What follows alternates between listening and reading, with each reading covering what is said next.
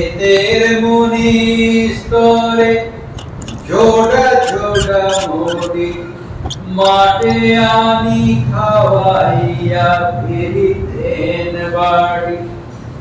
যে বছর ভঙ্গ পালে কেটেছিল ধান, সে বছর খেতে মাখা ফসল কুড়া।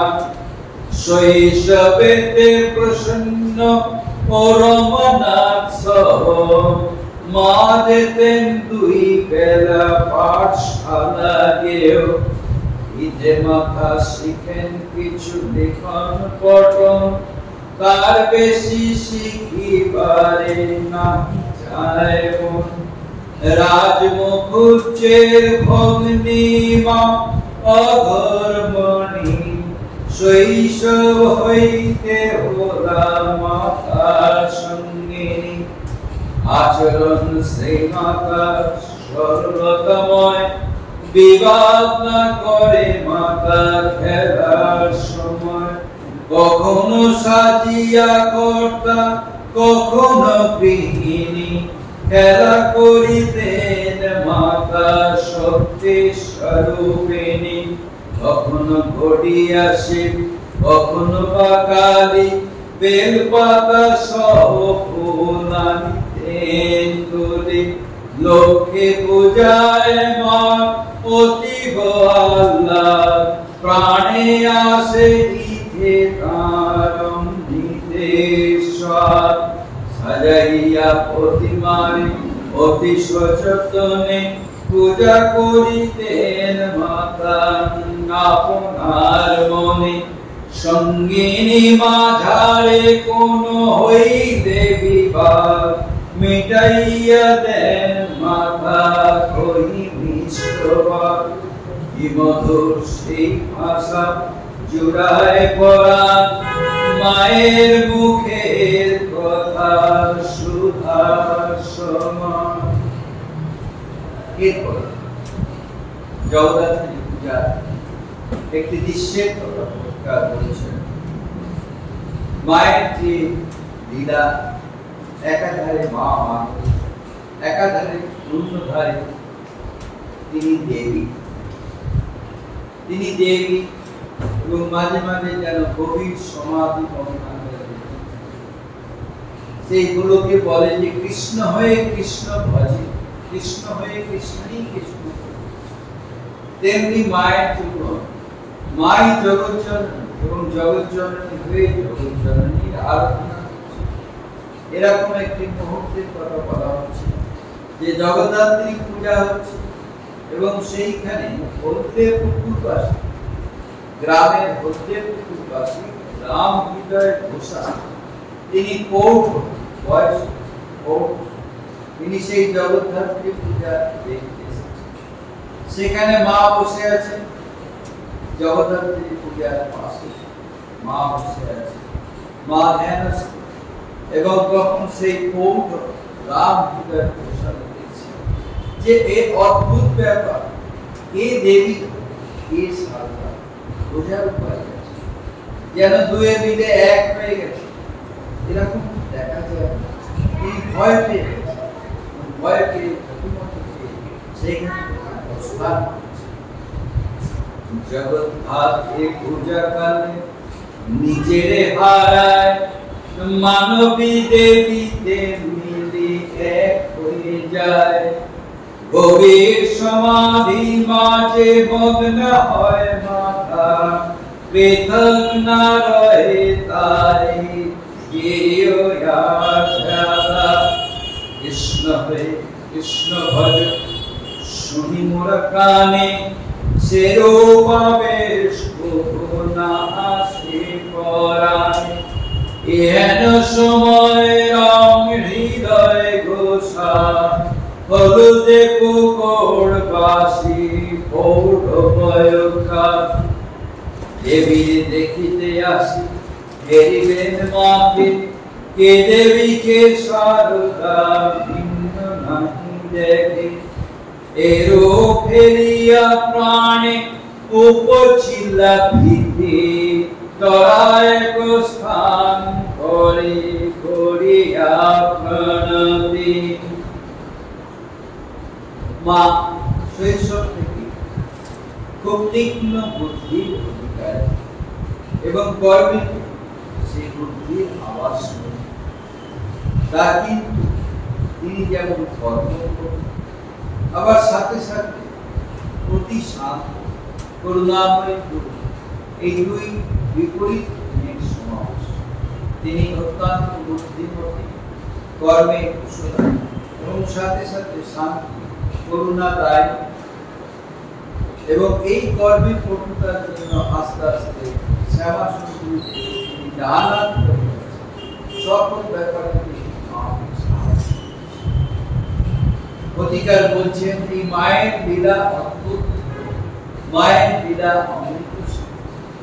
মায়ের লীলা, যে মা হচ্ছেন তিনি অন্তঃপুরে বাস করেন, তাই তার লীলা সহজ বোঝা সহজ। তার লীলায়, কারণ তিনি তো সবকিছু আড়াল করে রেখেছেন, নিজেকে গোপন করে রেখেছেন। যখন ধরা দিতে চেয়েছেন তখনই আমরা জানি। তাই মায়ের লীলার তাৎপর্য, জীবন লীলার তাৎপর্য খুব কঠিন। কিন্তু কিছু মায়ের সাথে যারা ঋষি তপস্বিনী এদিকে গোলাপ মা আদি, এবং গোলাপ মা, যোগী মা, আবার স্বামীজি, রাজা মহারাজ, পূজনীয় শারদানন্দ মহারাজ, এনারা সহ্যোগানন্দ মহারাজ, তারা সব আছেন। তারা মায়ের লীলা যেমন ভাবে বর্ণনা অধিকার বলছেন, সেইগুলি শুনেই আমি সেই মায়ের লীলার কথা, তাদের সেই যে বিবরণ, সেইগুলি শুনেই আমি মায়ের কথা দিতে যাচ্ছি। কারণ মায়ের লীলার কথা দিতে যাচ্ছি। মায়ের লীলা এই কঠিন লীলা, কারণ এই লীলা এত সংগোপন চলছে, এত উচ্চ কাজ, সেটি যদি আমরা সামনাসামনি সরাসরি, তাহলে সেটা আমরা সেইভাবে নিতে পারবো। বরঞ্চ উল্টো করি, অনেকে বুঝছেন মায়ের এত আসক্তি কেন, রাগুর প্রতি আসক্তি কেন, ঠাকুরের জীবনকে এরকম দেখে উল্টো করছে। তাই অধিকার হচ্ছে এই মায়ের লীলা, এই অনুধ্যান করো, মায়ের নাম হবেই করতে হবে, এছাড়া কোনো উপায় নেই। এইভাবে প্রতিকার করছে, প্রতিকার ক্ষমা চাইছে, যে কোনো যদি ত্রুটি হয় ক্ষমা করো, এইভাবে প্রতিকার করছে। যে মায়ের লীলা, এই মায়াবদ্ধ সংসার, শারদায় মায়াবদ্ধ সংসারে শারদায় মায়ের সেই শৈশব লীলা, পুরো জীবন লীলাটাই অত্যন্ত মধুময়, এবং সেখানে দেবী ভাব এবং মানবিক ভাব, এই দুই সমন্বয় আছে।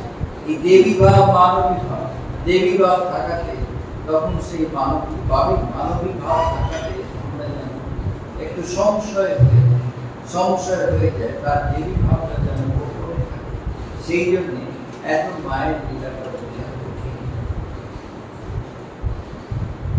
তীক্ষ্ণ বুদ্ধি ধরে মামা, কর্মেতে উৎসাহী, তদুপরি ধীর শান্ত মা করুণাময়ী।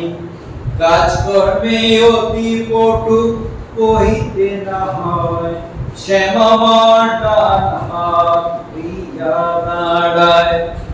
মাতার লীলার কথা অমৃত নিঃসম, তত্ত্বজ্ঞান বিলাসী কবু নাহি ভ্রম। শ্রীমাতার লীলারস করি আস্বাদন, ঋষি তপস্বিনী গণ দিলা যে বর্ণন। তুলনাবিহীন তাহা অতি অপরূপ, তাহে কিছু ধরা আছে মাতার স্বরূপ। হৃদয়ে গাঁথিয়া লয়ে তাদের গঠন, কিছু কিছু চাই লিখে দিয়ে প্রাণমন।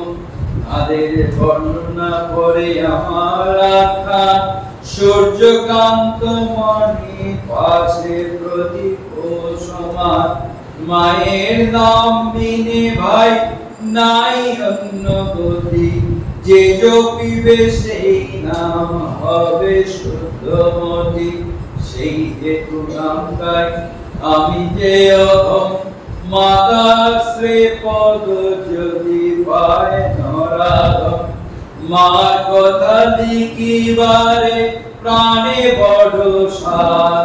ক্ষমা মোর দোষ ত্রুটি সম অপরাধ, শ্রীমাতাই ভোলা দেবী আবার মানবী।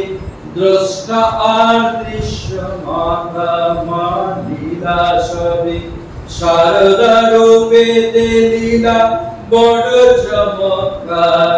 মায়াবদ্ধ এ সংসার শারদাই সার, শৈশব লীলার কথা কিবা মধুময়। কিছু কিছু এবে তার দেব পরিচয়, দেবী ও মানবী দুই ভাবের মাঝারে। দেবী ভাব পরিস্ফুট শারদায়ন্তরে, মাতা কিন্তু আপনার মানবী রূপে। মাতা কিন্তু আপনার মানবী স্বরূপে, প্রকাশিতে ব্যগ্র সদা নয় অন্য রূপে। দেবী কি মানবী রূপে রয় চিরস্থির, দেবীত্ব প্রকাশ করে দেবীর শরীর। অলৌকিক শক্তি দিয়ে গড়া হয় মাকে, কি আছে সে আবরণ যাহা ইহা ডাকে। মায়ের নিজ শ্রীমুখ থেকে কিছু কিছু কথা আমরা শুনতে পাই, যে মায়ের দেবী ভাব। মা যখন শৈশব, তখন সেই দেবীরা মায়ের কাছে আসে, তার কথা মা নিজে বলছেন। মা বলছেন তারা প্রত্যেকে যেন আসে, আমার কাজে সহায়তা করে। আবার যখন কাজ শেষ হয়ে তারা অন্য লোকে চলে যায়, আমার সাথে কত আমোদ আল্লাহ করে, আমার সাথে তারা খেলা করে। একদিনের কথা বলছেন, এই দল ঘাস, গলার সম দল ঘাস, সেই দল ঘাস কাটা ওই শিশু শারদার মেয়ে। এই তাকে সাহায্য করতে অজানা এক কন্যা দেবী কন্যা এসেছে। মায়ের বলছেন আমারই বয়সী, তার কি অসাধারণ রূপ, সে রূপ কোথাও দেখা যায়।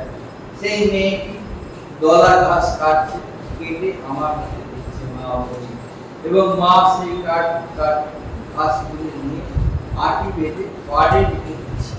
এইভাবে যখন ঘাস কাটা শান্ত হয়ে গেল, হঠাৎ সেই মেয়েটি, সে অপূর্ব কন্যা, যে মেয়েটি কোথায় লুকিয়ে গেল, জলে বা স্থলে কোথাও দেখা যাচ্ছে। এইভাবে মায়ের লীলাতে এই দেবীগণের আবির্ভাব আমরা দেখি। যখন মায়ের বয়স হয়েছে, তখন আলদার স্নান, অষ্টসখী মায়ের সামনে তারা দেখে মাকে নিয়ে যাচ্ছে।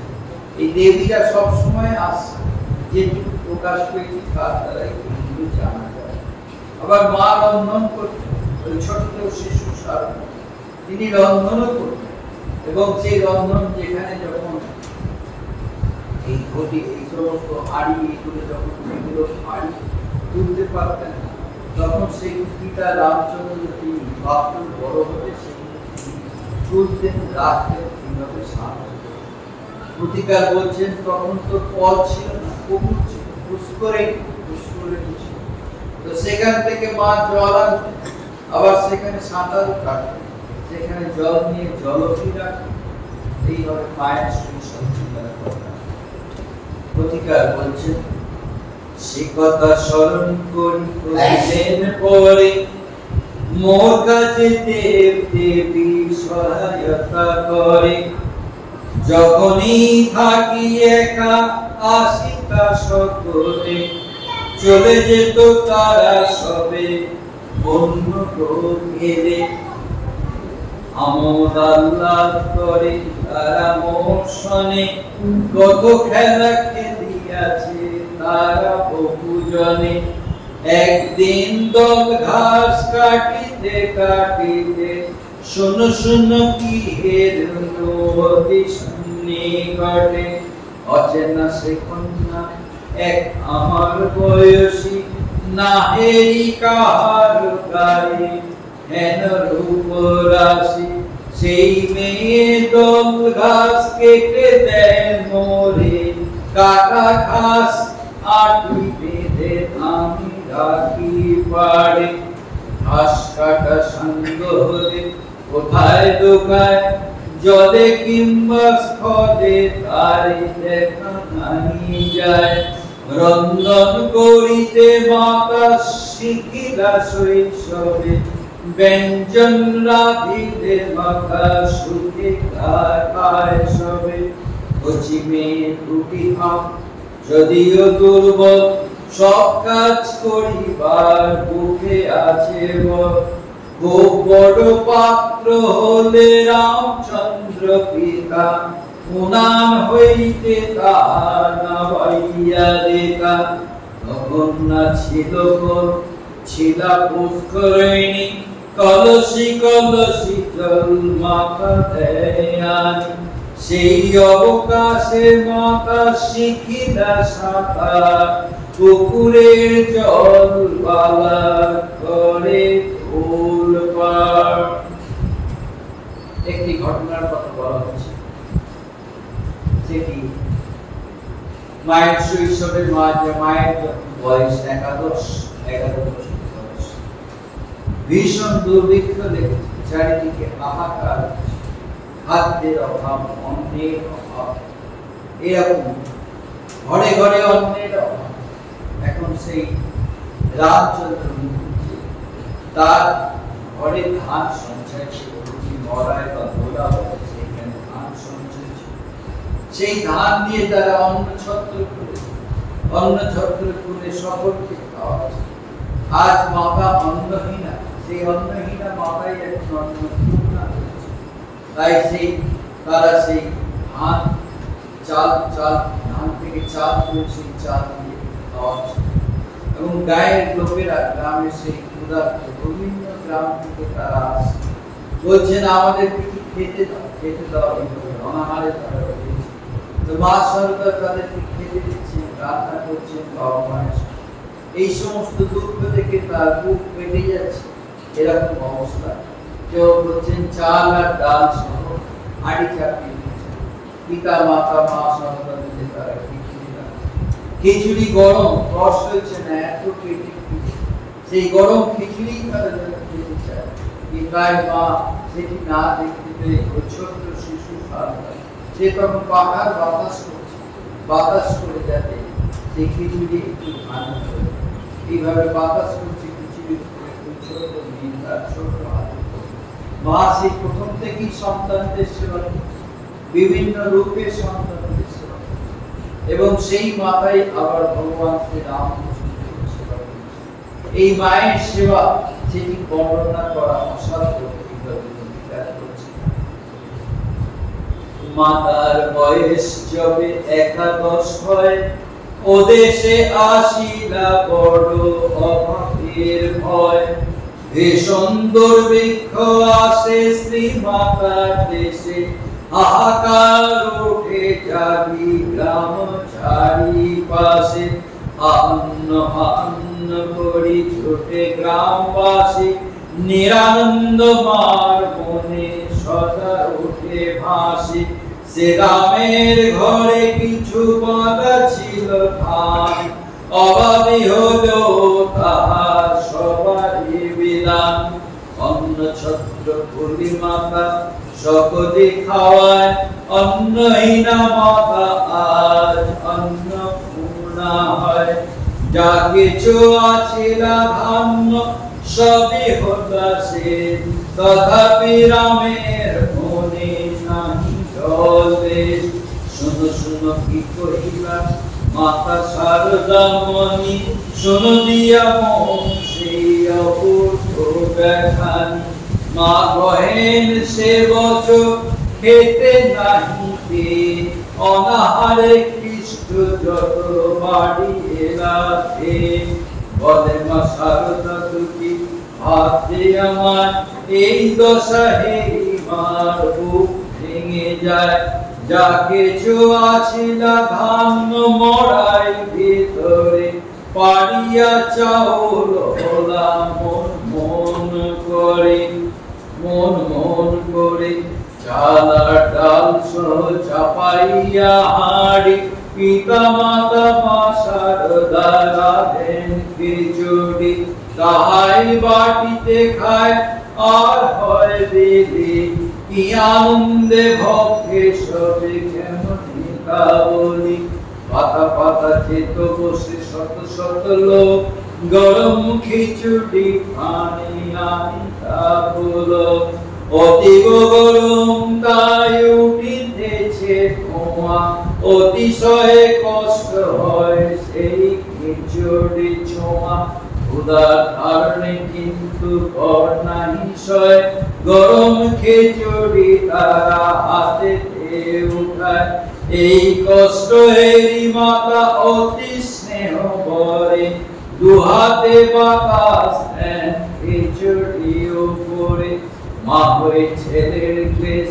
এমন সহিবে সেবিতে সকলে মাতা এসেছে হবে কি সেবা করিলেন মাতা সন্তান মনে কি সেবা করেন তিনি শ্রী রামকৃষ্ণে বর্ণনা করিতে কোনো ভাষা নাহি আছে অপূর্ব আখ্যান তা জগতের কাছে যে মাতা বিশ্বের মাতা সাধ্য আছে কার কইতে পারিবে সমাতা কৃপা একটি অতি করুণা পূর্ণ করুণাদায়ক সেই ঘটনা একটি নারী তার দুঃখ কেশ খিদে ছটফট করছে বলছে বাড়তি কৃপা করিবে মাথায় ঝাগড়া কোনো তেল নেই দেখেন উন্মাদগ্রস্ত অবস্থা এত খিদে পেয়েছে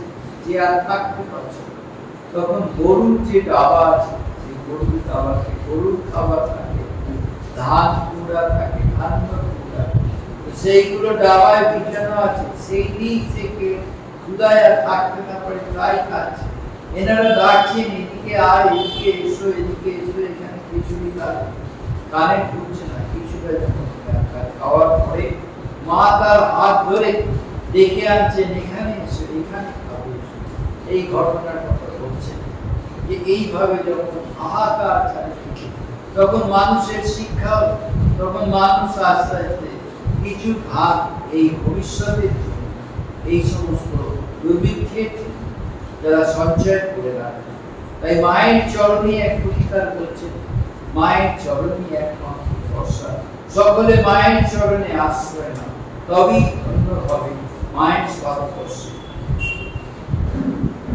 দুঃখ কেশি নারীকে ভয় দেয় হানা বাগদিকি ডোমের মেয়ে নাহি যায় জানা ঝাপটা চুরুন মাদের পায় গরুর ডাবার পানে দ্রুত পেকে যায় দাবায় ভিজানো আছে কিছু ধান্য মুড়া তাই তুলে মুখে দেয় ক্ষুধায় কাতরা মা তাহারে হাতে ধরে খিচুড়ি খাওয়ায় নারী রে দিয়া মার বুক ফেটে যায় এত পর হতে দো কিছু কিছু ধান মড়ায় রাখি তা তুলি ভেতে পড়ে প্রাণ স্নেহ দিয়ে মাতা করে সন্তান রক্ষণ একান্ত ভরসা তাই মায়ের চরণ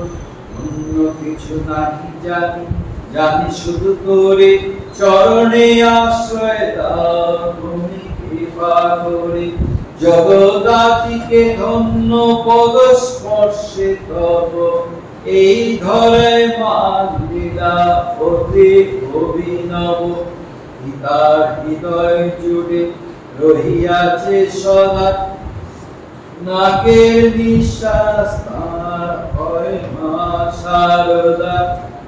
মা শারদা সকলে ভালোবাসে কেউ যদি একদিন না দেখতে পায় তো ছটফট করে এইরকম মায়ের অভূতপূর্ব ভালোবাসা बहुत पुरुष নেই, তিনি শান্তি শান্তি মুক্তিদাতা। তাই মায়ের মা বলছেন যে একদিন মায়ের মা শ্যামাসুন্দরী দেবী মা বলছেন যে আমি এবার জানতে পেরেছি তুই কে আর বাকি আছে।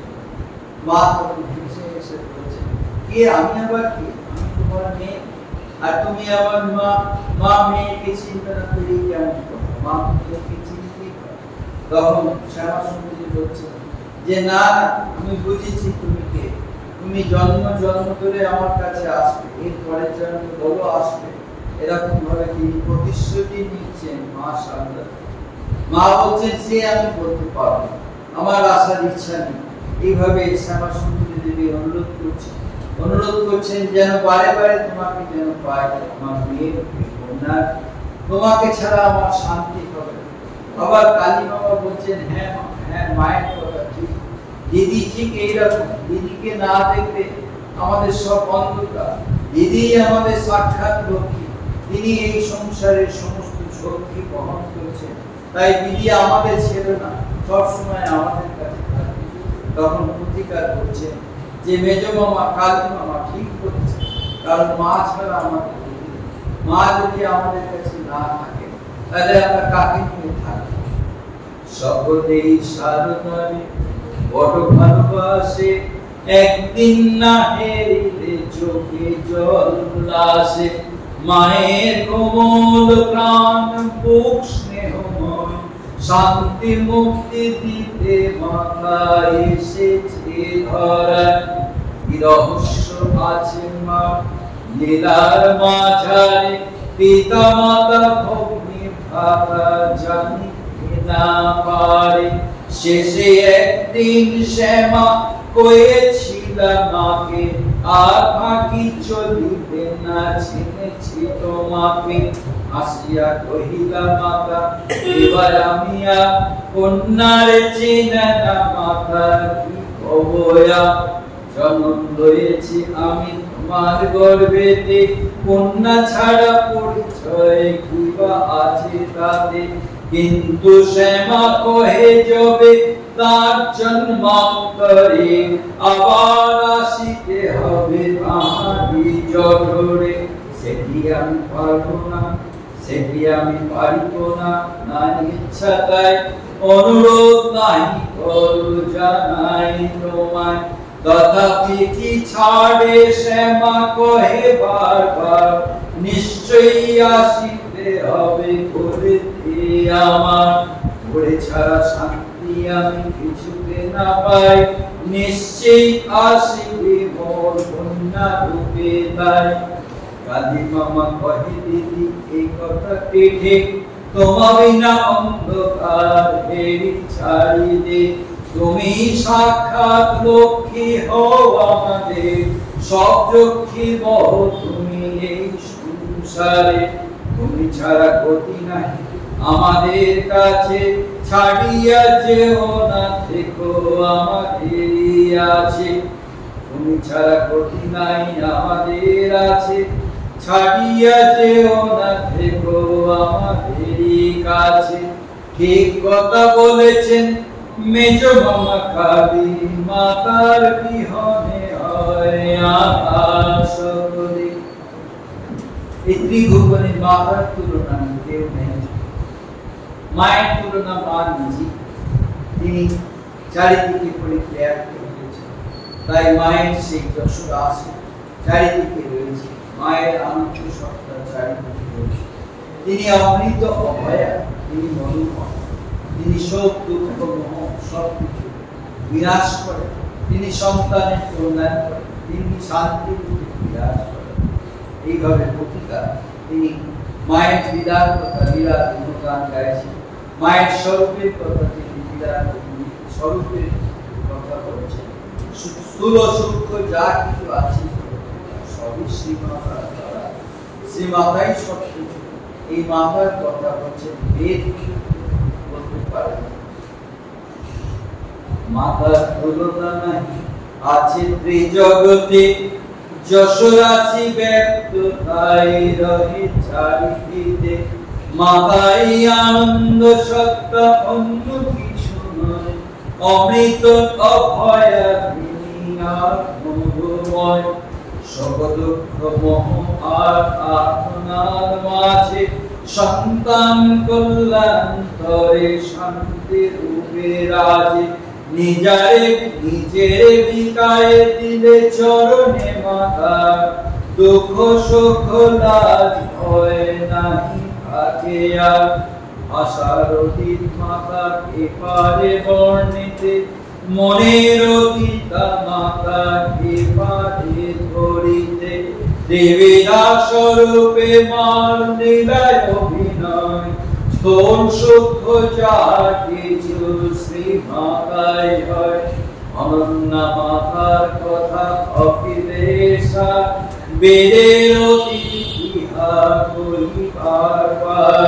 অনুপম মার কথা করিতে শ্রবণ দেবতা মনুষ্যগণ ঘরে আগমন মাতার দিগার কথা সকলের পাক এ দাস পূর্ণিবে কিছু আশিসের কাহান এ দাস পূর্ণিবে কিছু আশিসের কাহান ওম শান্তি শান্তি শান্তি হরি ওম तत्सत् श्री राम कृष्ण